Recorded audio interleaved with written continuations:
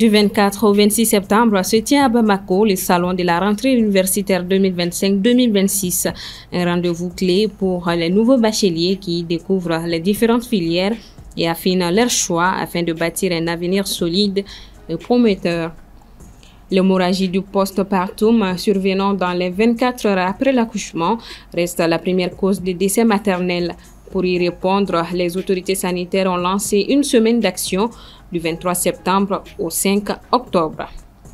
Ce 25 septembre, l'ancien président français Nicolas Sarkozy est déclaré coupable d'association de malfaiteurs dans le dossier du présumé financement libyen de sa campagne de 2007. Les détails dans un instant. Mesdames et messieurs, bonsoir.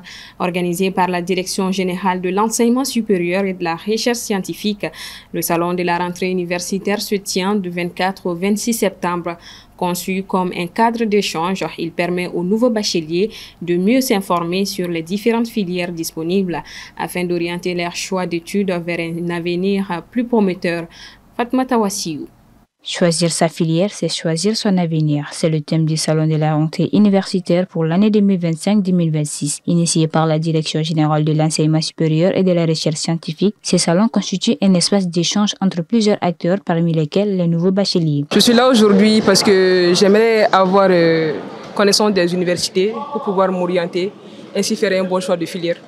Depuis hier, j'ai fait la visite de beaucoup de stands et je peux dire que c'est ISTAC Esprim qui a vraiment attiré mon attention. Parce que ISTAC, j'ai vu là-bas qu'il y avait beaucoup de filières scientifiques, également les filières littéraires, donc j'ai le choix entre les deux.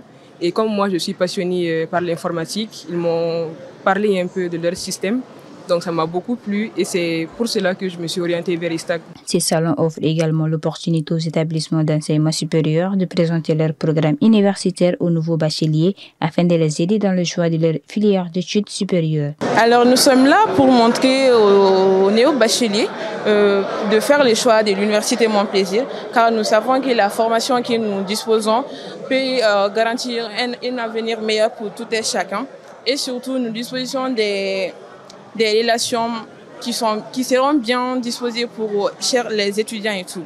Pour l'ouverture de la rentrée, voilà, on est venu présenter nos deux établissements. Nous voulons attirer l'attention des partenaires qui sont les parents d'élèves, les nouveaux bacheliers et puis les nouveaux détenteurs du diplôme de DF aussi. Ce salon qui se déroule du 24 au 26 septembre favorisera des échanges selon les initiateurs visant à aborder certaines problématiques, notamment l'inadéquation entre la formation et les besoins du marché, ainsi que l'amélioration de la qualité des formations. En bref et en image, la dissolution des partis politiques à Bamako, le tribunal de grande instance de la commune 6 a tenu le 24 septembre une nouvelle audience dans le procès visant l'annulation de la dissolution des partis politiques.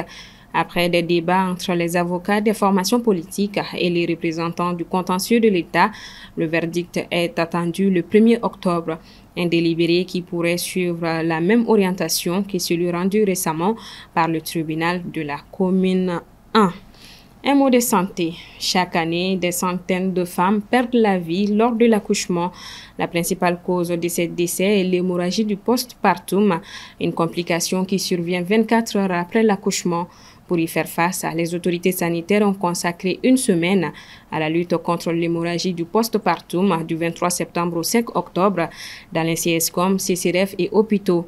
Objectif à améliorer la prise en charge rapide et efficace des cas d'HPP. Djeneba Samaki. L'hémorragie du postpartum est une urgence obstétricale qui se définit par une perte de sang excessive dans les 24 heures suivant l'accouchement.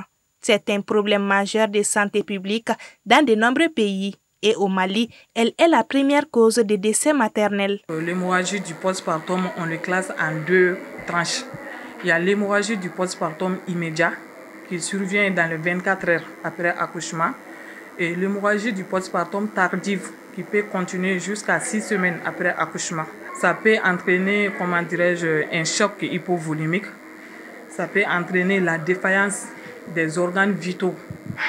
Ça peut même entraîner des troubles de la coagulation. Donc, ça peut aussi entraîner des affections et des infections. Donc, la principale conséquence, c'est le décès maternel, qui est très, très grave. Pour y faire face, Une semaine de lutte contre l'hémorragie du postpartum est organisée à Bamako. Cette semaine de sensibilisation et d'action a pour but de sensibiliser les communautés, les femmes enceintes et leurs familles sur les risques et les signes de l'hémorragie du postpartum. L'hémorragie du postpartum, c'est la première cause de décès maternel, surtout au Mali. Donc l'objectif de cette semaine, c'est de minimiser le taux de l'hémorragie du postpartum jusqu'à peut-être 90%. Et cela n'est possible que si les agents de santé, surtout les sages-femmes, les gynécos, tous ceux qui rentrent dans le cadre de l'accouchement, changent de comportement. Je pense qu'après accouchement, si on fait très attention, vérifier tous les parties molles, voir s'il n'y a pas de débris placentaires ou des débris ovulaires qui sont restés après accouchement dans l'utérus de la mère, et de vérifier s'il n'y a vraiment pas de saignement. Donc je pense que ça peut aller et ça peut diagnostiquer l'hémorragie à temps et la prise en charge sera vraiment très rapide et on peut vraiment sauver les mamans. La lutte contre l'hémorragie du postpartum est un combat pour la vie des femmes. Au-delà de cette semaine de sensibilisation, l'objectif est de renforcer durablement les systèmes de santé pour que chaque accouchement se déroule en toute sécurité. Autre sujet de ce journal, l'insertion des personnes handicapées dans le monde du travail reste semée d'embûches malgré les efforts consentis. Mais à force de courage et grâce à des initiatives d'accompagnement, certains réussissent à s'imposer. C'est le cas des non-voyants dont le parcours illustre à la fois les difficultés rencontrées et les espoirs d'un avenir meilleur. Un reportage de Moussa Traoré et Balkissa Maman Traoré. Être aveugle mais actif dans le monde du travail. Un défi relevé par Fousséni Sissoko. Une fierté pour lui, même si des améliorations restent nécessaires. Nous sommes des gens qui réfléchissent bien, qui aiment très bien travailler à l'école. Donc une fois les diplômes, que ces entreprises, ces sociétés puissent être une porte d'entrée pour nous et qui puissent avoir un œil regardant vers nous, les handicapés. J'ai effectué des stages, notamment les stages d'APEJ au niveau d'un tribunal. Satisfait de pouvoir exercer une activité professionnelle, il plaide cependant pour plus d'accessibilité et de moyens adaptés afin de permettre aux personnes handicapées de donner le meilleur d'elles-mêmes. Ma première satisfaction d'abord, c'est la collaboration avec mes collègues de travail, qui sont très sympathiques avec moi, des gens qui cherchent à me connaître. Franchement, je n'ai pas eu assez de difficultés. Ici, à la cellule de planification des statistiques, j'ai appris beaucoup de choses. Je suis impliqué dans tous les travaux qui se passent au niveau de mon service ici, notamment la planification et la statistique. Donc moi-même, je fais beaucoup de travail dans ces domaines-là. Du côté institutionnel, l'Union malienne des aveugles, par la voix de son premier vice-président Drissa Diarra, dresse un constat mitigé. Si certaines initiatives existent, les blocages restent nombreux. Manque de formation, absence d'infrastructures adaptées et surtout préjugés persistants. C'est-à-dire qu'il y a des personnes handicapées dont leurs diplômes, c'est-à-dire leurs profils, ne sont pas demandés au niveau de ces deux concours-là, c'est-à-dire la fonction publique des collectivités et la fonction publique d'État. Si leur profil n'est pas demandé, s'il n'y a pas d'expression de besoin concernant leur profil, donc ce qui veut dire qu'ils ne pourront pas se présenter au concours à plus forte raison que de bénéficier de ce quota-là. Pour y remédier, l'UMAV multiplie les plaidoyers et les actions concrètes afin de convaincre les autorités et les employeurs de miser sur les compétences des non-voyants. Un quota de 15% est réservé aux personnes handicapées qui prennent part au concours d'entrée à la fonction publique d'État et à la fonction publique des collectivités. On a des gens aujourd'hui qui ont fait des formations, ça fait plus de 15 ans aujourd'hui, ils n'ont même pas eu la chance de se présenter à aucun concours. Du coup, donc ils ne peuvent pas bénéficier de ce quota-là. Entre obstacles et avancées, l'insertion professionnelle des personnes aveugles reste un combat. Mais pour ceux qui, comme Fousséni Sissoko, ont réussi à franchir la barrière de l'emploi, l'espoir d'une société plus inclusive demeure intact. Direction la France, l'ancien président Nicolas Sarkozy a été reconnu coupable ce jeudi 25 septembre d'association de malfaiteurs dans l'affaire des soupçons de financement libyen de sa campagne de 2007. En revanche, il a été relaxé des accusations de corruption liées à l'ex-dirigeant libyen Muammar Kadhafi. Assetou Bouhari.